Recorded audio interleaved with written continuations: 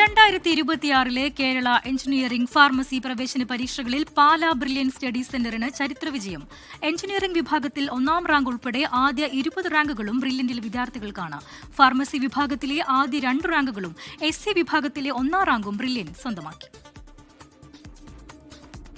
കേരളത്തിലെ എൻട്രൻസ് പരിശീലന രംഗത്ത് വീണ്ടും ചരിത്രം കുറിച്ച് പാലാ ബ്രില്യന്റ്.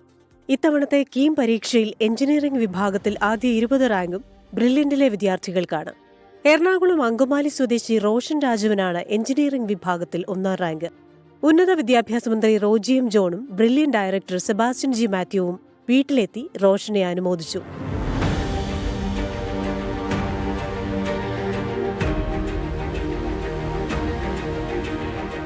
കണ്ണൂർ കൂത്തുപറമ്പ് സ്വദേശി ധ്യാൻ തേജ് മണപ്പാട്ടിക്കാണ് 2ാം റാങ്ക്.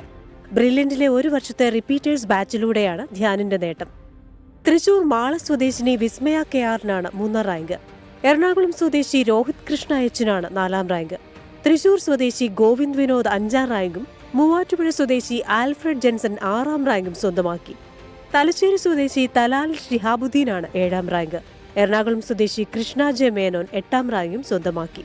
9ാം റാങ്ക് സ്വന്തമാക്കിയ ജോഷുവ എസ് എറണാകുളം സ്വദേശിയാണ്. കണ്ണൂർ ഇരിട്ടി സ്വദേശി റിതിൻ രാജ് കെയ്ക്കാണ് 10ാം റാങ്ക്.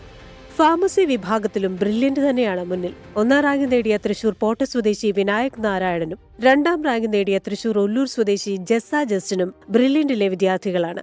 SC വിഭാഗത്തിൽ 1ാം റാങ്ക് കരസ്ഥമാക്കിയ തൃശൂർ വിയൂർ സ്വദേശി സൗരവ് സുനിലും ബ്രില്യന്റിലൂടെയാണ് ഈ വിജയം നേടിയത്.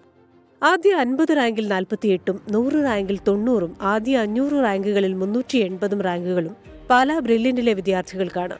ഉന്നത വിജയം കൈവരിച്ച എല്ലാ പ്രതിഭകളെയും ബ്രില്യൻ ഡയറക്ടേഴ്സും അധ്യാപകരും ചേർന്ന് അനുമോദിച്ചു. News desk 24.